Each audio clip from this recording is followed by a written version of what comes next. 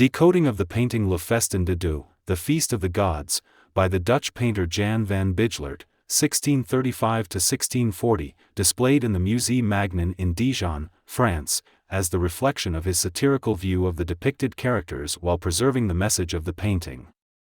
Detailed connection and differences with related, and now decoded, Last Supper, by Leonardo da Vinci. Use now decoded, Sistine Madonna, Disputation of the Holy Sacrament, and School of Athens, by Raphael to simplify the understanding of the connection of painter Jan van Bijlert with the Verrocchio/Da Vinci project, 1472–1498, about the beginnings of Christianity. This video and the research it is based on are not the product of artificial intelligence or any other automated research and writing tools. The material is new, and not all statements in this video have the same potential to withstand the test of additional research, time and reason. Use at your own discretion. And you know what? All rights reserved. The narrative is heavily dependent on the supplied visual material. Please, do not hesitate to pause the video to get a better look. From past experience it is known that some viewers are irritated by the narrated voice. Please, keep in mind that you can mute the sound and simply read from the slides. The slides will continue to change after narration is finished in the background. I do not have a quality of voice and performing ability to do my own voiceovers. The budgetary considerations are also a factor in the choice of robotic voiceover versus a live one. Questions and comments are welcome. This presentation is tailored for the viewer who possibly never heard about the Andrea del Verrocchio/Leonardo da Vinci project about the beginnings of Christianity. In 2019–2023 the book, Beyond a Reasonable Doubt, was written, which contained a unique, unorthodox textual and medical analysis of the available material about Jesus of Nazareth. At the very end of the work, it was discovered that Leonardo da Vinci and his teacher, Andrea del Verrocchio, accomplished similar analyses between 1472 and 1498. Being wary of prosecution, they did not write any books but encoded findings of the project in multiple paintings, with Leonardo's Last Supper being a message to humanity and final report. After the book was written, multiple surprising facts revealed that Leonardo did not keep the truth hidden but shared it with a few selected painter friends, and it existed and influenced painters for centuries, from 15th to 19th. Obviously, to determine that a particular painter was agreeing with the conclusions of the project and rejecting Christianity, their works need to be examined for easily interpreted clues. This painting, The Holy Family, by Jan van Bijlert, showcases a child Jesus with an ear and nose of the same shape as ear and nose of the old Joseph. Before genetics, people used those to get a clue on paternity while the child is still young. Affirming the paternity of Joseph means refuting the Immaculate Conception. This conclusion allows us to identify Jan van Bijlert as a painter working for the resistance, for the reason and truth, and the Verrocchio/Da Vinci project. This part is included to demonstrate the way paintings work within the Verrocchio/Da Vinci project to convey the messages. The message of the painting, Sistine Madonna, by Raphael, is about the historical event of informing the Church about the basic outline of the project and its conclusions. Pope Julius II was informed at about 1506 that at the base of Christianity are theatrics, and green theatrical curtains standing for that part of the message, along with meaningless sufferings of Jesus, talented actor who suffered life and health setbacks, and his mother Mary. Her likeness is of Margherita Ludi, Raphael's girlfriend. The horror is forever imprinted on the facial expressions of Mary and Jesus to signify that part. Another part of the story is a role of John the Baptist, who is depicted as Saint Barbara and shown playing with demons. The putty on the bottom are not angels, they are demons, and the one with only one wing can be identified by name, without paying any attention to the sufferings of Mary and Jesus. This example is to demonstrate the military strength encryption used by the painters working on the project in order to protect their lives. It is also reinforcing gender fluidity of the depicted personages, as there are two women in the Last Supper, by Leonardo. Obviously, as John the Baptist can be depicted as Saint Barbara, he can also be depicted as satire. Also, something perceived nice, like putty, could be really of a very sinister nature. As for the timing and significance of the event that Raphael messaged about, it ended Christianity as the religion and transformed it into a conspiracy, years before the meaningless and costly Reformation engulfed much of Europe. This slide is to refresh or introduce the decoding of the Last Supper by Leonardo da Vinci. As mentioned, all detailed reasoning behind this decoding will not be included in this presentation for the sake of brevity. Characters are numbered as follows. 1 is John the Baptist standing for his sect and disguised as disciple Bartholomew. 2 is Mary Magdalene, security officer for the sect of John the Baptist, disguised as disciple John. 3 is Pontius Pilate himself with his just-washed hands outstretched for drying disguised as disciple Andrew. 4 is wife of Pontius Pilate who is unnamed but mentioned in the Gospel of Matthew disguised as disciple James the Minor. 5 is James the Just, brother of Jesus disguised as disciple James the Major. 6, 7 and 8 are figures standing for the Gospels of Mark, Matthew and Luke with the age of each man corresponding to the time that passed between the crucifixion and the writing of the Gospel. Later artworks by Raphael depict Matthew somewhat older than he was depicted by Leonardo da Vinci, pointing to the later time of writing of the Gospel of Matthew. In the fresco by Leonardo, they are disguised as disciples Philip, Matthew and Jude/Thaddeus. 9 is figure standing for the Gospel of John disguised as disciple Thomas.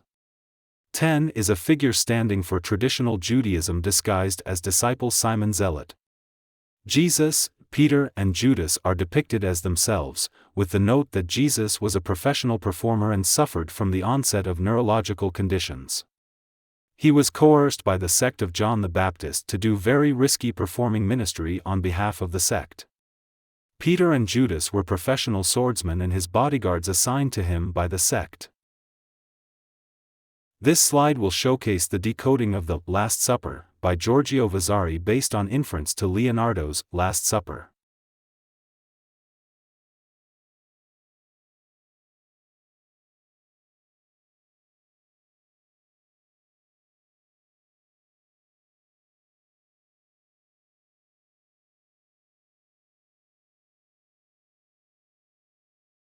The step-by-step decoding of the Last Supper takes about 100 pages and took 2 years to accomplish. But other Last Suppers are similar to it and convey the same message. That is why decoding by inference is justified. In general, the message is as follows. In the course of the Andrea del Verrocchio/Leonardo da Vinci project, 1472 to 1498, it was determined that Jesus of Nazareth was a talented actor who suffered a head trauma and became a neurological patient. Desperate to find a cure, he joined the sect headed by an unscrupulous, cynical cult leader with sinister ethics, John the Baptist. Recognizing the value of an asset, John the Baptist entangled Jesus in the performing ministry under immediate command of the security officer Mary Magdalene and under protection of the 2 swordsmen, Peter and Judas. James, brother of Jesus, abetted the continued abuse of the vulnerable adult. That, and the correct order of the Gospels, Markan priority is a content of the message of Leonardo. On a separate note, Pontius Pilate was corrupt through the influence of the sect on his wife and was acting on behalf of the sect, and Jesus, but failed to save Jesus from crucifixion. Following slides would discuss parts of the decoding in detail to make understanding of inferences possible. This slide will start the series of slides discussing parts of the decoding to make understanding possible. Both common considerations and differences between interpretation of Leonardo da Vinci and understanding of Jan van Bijlert will be highlighted in the discussion. Both Leonardo and Jan van Bijlert agree about who are the real antagonists in the story of Jesus. It is sect of John the Baptist, with the fact of its existence carefully hidden in the Gospels, and traditional Judaism. While Leonardo personified the sect in the dynamic, passionate figure that meant to represent John the Baptist himself in his wilderness attire, Jan van Bijlert depicted the sect as a grotesque figure of the satire. That may have reflected feelings of Jan van Bijlert about the bizarre set of eschatological beliefs that were propagated by the sect and the equally bizarre ways the sect operated on the ground. On the plus side, that creative approach eliminated a guess or speculation about the possible presence of John the Baptist himself at the Last Supper, or in Jerusalem at the time. John the Baptist was imprisoned by Herod Antipas and did not participate in person in the events that unfolded in Jerusalem before and after the crucifixion of Jesus. While Leonardo's approach makes decoding easier as John the Baptist is visually identifiable from the fresco, Jan van Bijlert's interpretation is better in helping to avoid confusion about the historicity. Jan van Bijlert obviously also hints about the presence of humor in his painting. It could be also a nod to the proclivity of John the Baptist to act in the performances he staged as an amateur actor. Figures of Pontius Pilate and his wife are present in Leonardo's Last Supper, in School of Athens, by Raphael, and in the Last Supper by Giorgio Vasari. But there is very little historical record about the man and the nature of his relationship with his wife. Any possible disagreements with her are a total mystery. What is available from the Gospels is a very good understanding of the position of Pontius Pilate about Jesus and about competition of the sect of John the Baptist and traditional religion. Objectively, Pontius Pilate did not have a dog in the fight. His wife asked him to exonerate Jesus, and he obliged. The fact that Jesus was not able to assist his own defense, because of his neurological condition, an aggressive attitude of bloodthirsty priests took Pontius Pilate by surprise and forced him to fold. The detailed consideration of the trial is in the book Beyond a Reasonable Doubt. It did not look like Pontius Pilate was going to lose sleep over his courtroom defeat. The flack from the spouse is not the same thing as crucifixion. Leonardo depicted the wife of Pontius Pilate as a willing intermediary to the efforts of the sect of John the Baptist. Raphael depicted her as a capricious spouse. Giorgio Vasari depicted the sect being in between the spouses, dividing them. Leonardo also showed the power couple in the middle of everything, but Giorgio Vasari showed them on the side, far away from the action. Jan van Bijlert agrees with Giorgio Vasari on this point. Historically, that would probably be a more accurate depiction given the absence of the evidence of emotional involvement by Pontius Pilate.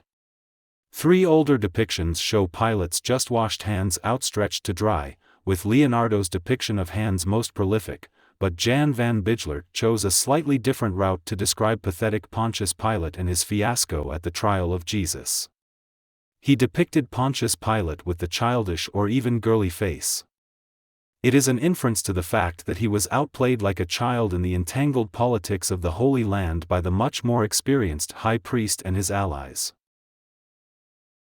Another thing that Jan van Bijlert depicted differently is showing Pontius Pilate wearing armor.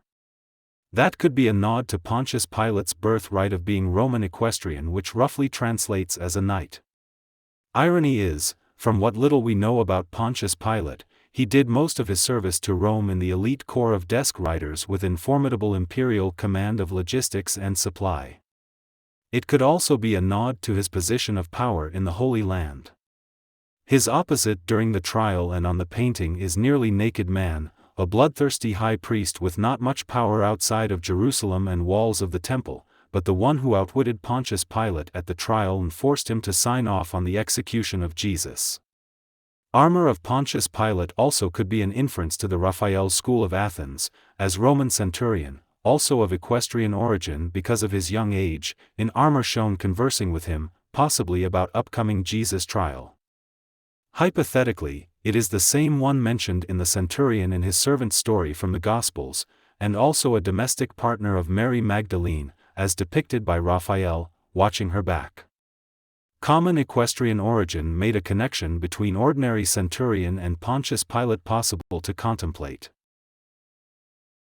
There is a clear visual similarity between positioning of the figures representing synoptic Gospels and the figure representing traditional Judaism.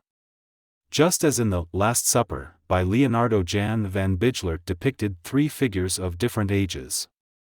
The obvious difference is that all figures depicted by Leonardo are male, and Jan van Bijlert depicted 1 male and 2 females.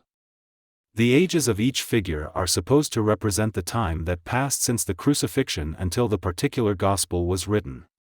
Even by the time of Raphael it became clear that the Gospel of Matthew, while was first drafted about 10 years after the Gospel of Mark, was later influenced by Peter, and had some general interpolations before it was put to distribution.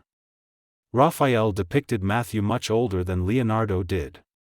As for Jan van Bijlert, he retained age progression but reversed the order, youngest to oldest from right to left instead of Leonardo's left to right. Female figure in the middle is obviously older than the very young female figure closest to the figure of the old man representing Judaism. Male figure representing the Gospel of Luke is older than both of them. Jan van Bijlert, just like Leonardo, arranged figures of synoptic Gospels into the evil Cerberus, 3-headed dog from Hades/Hell, combination, the approach that was also favored by Paolo Veronese. One interesting detail is an obvious stare contest between Luke and a figure representing Judaism. Christianity by the time of Luke separated from the withering sect of John the Baptist and became violently anti-Jewish. Leonardo da Vinci attempted to reflect that historical tidbit. As for Jan van Bijlert, he is not that subtle. His figure of Judaism is facing Luke as a savage with the club, and that is an accurate representation of what Christianity became for Jews for centuries on end. Interestingly, Jan van Bijlert retained the colors of the clothing, red and blue for the Mark figure and blue only for Matthew figure. Even so, color scheme is not as important in the Jan van Bijlert painting as it was in the Last Supper by Leonardo da Vinci. If anything, Jan van Bijlert replicated the colors to signify a connection between his painting and the Last Supper. Both Jesus and his brother James the Just positioned similarly, and both have facial similarities between depictions by Jan van Bijlert and Last Supper by Leonardo da Vinci. In the fresco in Milan, Leonardo interprets Jesus as a cornered child, his head is depicted smaller, and he is confused and lost. He cannot explain his tantrum in the temple to his associates, and about to launch his verbal tirade about bread that they ate was his body and their wine that they drunk was his blood, and now they are not giving him benefit of a doubt as ungraceful animals they are. That approach has support in the historicity given what is known about Jesus' health condition. James is shown surprised and indignated by the inability of Jesus to explain about the tantrum. As for Jan van Bijlert, he depicted interaction between brothers in the more temperate way, but the expression of confusion and loss is still on the face of Jesus. Characteristically, James is shown under the hand of John the Baptist, a clever visual clue reflecting his entrenched association with the sect and John himself. Special note is needed about the clothing of Jesus and the lyre, the musical instrument that often accompanies legendary King David on paintings. The elaborate, princely clothing of Jesus is noted in the Gospels, and it is suspected that it was a part of preparation for his last stint that he was going to perform for the sect of John the Baptist, when his arrest put those plans to an end. Jesus' executioners divided his clothes as loot. Curiously, a concise explanation why Leonardo da Vinci depicted the Gospel of John as a man pointing his finger to the sky was never perfected. In a way, it remains mysterious. As for Jan van Bijlert, his depiction of John as a drunk on the ground, between John the Baptist and the peacock is much more straightforward. In many places in the Gospels when disciples John and James are mentioned, it is really James the Just, brother of Jesus, and John the Baptist himself taking part in the action as supporting actors or stagehands. As for the peacock, when the bird unfolds his feathers, it can be described as boastful. The Gospel of John replicates a number of the true sayings of Jesus that provided an invaluable window into his neurological conditions. Author of John used the dossier of Jesus preserved from the time of Jesus' ministry, but live witnesses, knowing the flawed nature of those sayings, excluded them from the synoptic Gospels. The Gospel of John brought those sayings of Jesus out and boasted about them. John chapter 21, ESV. 15. When they had finished breakfast, Jesus said to Simon Peter, "Simon, son of John, do you love me more than these?" He said to him, Yes, Lord, you know that I love you. He said to him, Feed my lambs. 16 He said to him a second time, Simon, son of John, do you love me? He said to him, Yes, Lord, you know that I love you. He said to him, Tend my sheep. 17 He said to him the third time, Simon, son of John, do you love me? Peter was grieved because he said to him the third time, Do you love me? And he said to him, Lord, you know everything, you know that I love you. Jesus said to him, Feed my sheep. Jesus was clearly drunk in that conversation. He is also cussing, with cussing substituted in the text, and playing neurological games driving Peter crazy. Gospel of John at its best. There is a petrified face shown in The Feast of Gods, by Jan van Bijlert in the lower right side of the painting. It is possible that Jan van Bijlert inserted his own likeness, horrified with what he got to see in the feast. There is no engraved portrait of the painter, after self-portrait, and there is a picture of the man with the flute, that bears likeness to self-portrait, nose, bagging under the eyes, arching or eyebrows and hairstyle matching the self-portrait and somewhat resembles a petrified face. Jan van Bijlert actually repeated the same idea about Peter, Judas and Mary Magdalene that was formalized by Leonardo da Vinci and repeated in the older Last Supper paintings by the artists who made paintings in support of the Verrocchio/Da Vinci project. Jacopo Bassano is most prolific. His Mary Magdalene is seated in the center of the table and Jesus is standing behind her chair like a butler. In the numerous paintings, regardless of the relationship to the project, Judas is positioned on the opposite side of the table. Leonardo is actually an exception as his Judas is on the same side as all other disciples. Each painter gives hints about Mary's superior position differently. Leonardo positioned her closest to Jesus, between Jesus and her underlings, swordsman Peter and Judas. Giorgio Vasari showed Mary holding Peter on the leash, and Jacopo Bassano showed her in the middle seat of honor, even so sleepy drunk. Jan van Bijlert, however, caught Mary Magdalene in the unfortunate moment. Judas resorted to mutiny and was shown threatening to hit her with a metal piece of tableware. For a couple days he will be in command, but it will be too late for Jesus. Both Judas and Peter come to realize that Mary Magdalene is over her head, but it was too little and too late. With time limit on uploads in mind, this presentation will not go in depth about the hidden narrative of the Gospels that was first discovered by Leonardo da Vinci. That narrative will only be repeated or discussed if it is absolutely unavoidable.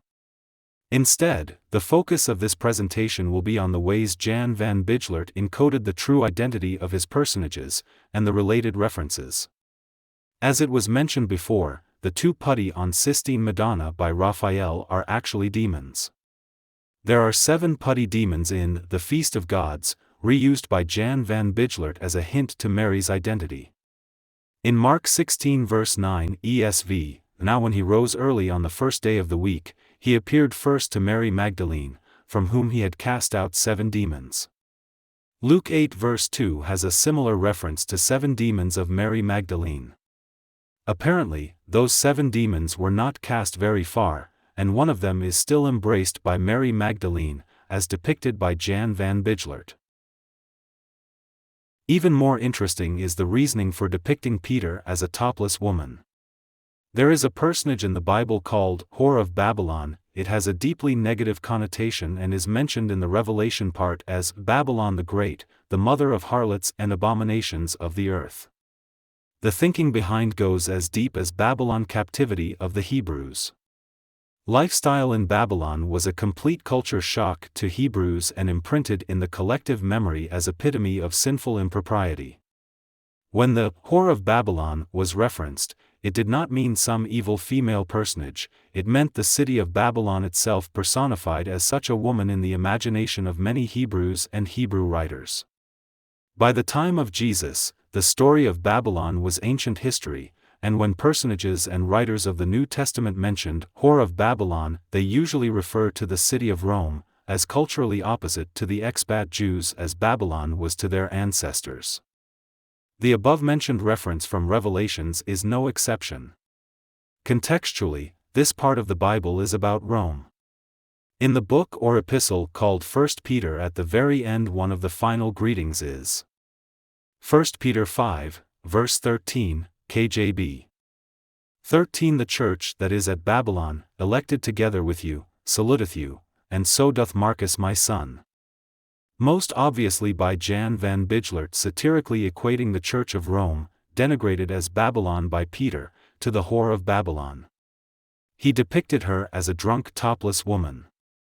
And what is she shown doing? Waving her hand, sending greetings, saluteth. The second layer of association is that the papacy position of the head of the Church of Rome is commonly known as a seat of St. Peter. Judas Iscariot is one of the most radically misunderstood personages of the New Testament, and intentionally badmouthed by the writers at that. Judas and Simon, Peter, were bodyguards/security guards of Jesus attached to him by the order of John the Baptist himself. Gospel of John blurted about that. By nature, by intention, Jesus often did what is in the modern world called a disruption of religious assembly. In some modern countries that is actually a petty crime. In New Zealand one can get 2 years in jail for doing that. Not like many people get convicted, but law enforcement authorities are fully aware that tempers might flare and use criminal code to prevent that from happening. Jesus mentioned expressing fear on numerous occasions, but, curiously, he is not mentioned ever to be hurt or beat up. Every time when indignated members of congregation started to gang up to show Jesus, kingdom of God, Peter and Judas jumped in to work their magic. Nothing cools down the righteous indignation like a strategically placed and timed kick or punch into one of the sensitive organs. All Jesus had to do is to walk away really fast. Both Judas and Peter are men with military background and skills. Outside of Jesus' performing ministry, they could have been private security guards, or even mercenaries. They both carried swords. 2 of them was enough until the day they were not, and only because Peter got drunk. Out of the 2, Judas was much larger, and in preliminary research, following the depiction of Raphael, he was nicknamed Terminator. Judas Iscariot was very close to Jesus and was a beloved disciple. That is why beloved disciple never named in the Gospels. That closeness had a downside. Jesus performed circus-style resurrections, and developed the delusion that he himself will rise after death. Those circus resurrection presupposed burial in the tomb and resurrected co-conspirator walking out when Jesus called him. Judas was not in the loop and tried to do everything possible to let Jesus come back to life after the crucifixion. In order to accomplish that, Judas forced Mary Magdalene to cooperate. It was Judas who arranged for Jesus to be killed by the spear on the cross, to spare his legs for walking out of the tomb, as he learned about the intention to break the legs of the condemned to have them die faster. Judas arranged the burial of Jesus in the tomb, from where Jesus had the opportunity to walk out, and later had the body of Jesus moved because of the concern that the guard at the tomb will interfere with resurrection. Mary Magdalene assisted him partly out of fear and partly because she figured where that was all going, Judas' suicide. Mary Magdalene had her own security detail from 2 Roman legionaries provided by her partner Centurion, and depicted by Raphael, but decided not to try her luck against towering Judas. This slide is dedicated to odds, ends and omissions. One of those is flowing tails on the clothing of the figure representing the Gospel of Mark. Could be an allusion to the language reference like long tails. There are several scattered red and blue carnations in The Feast of Gods. They are most definitely a pointer to Leonardo's Last Supper.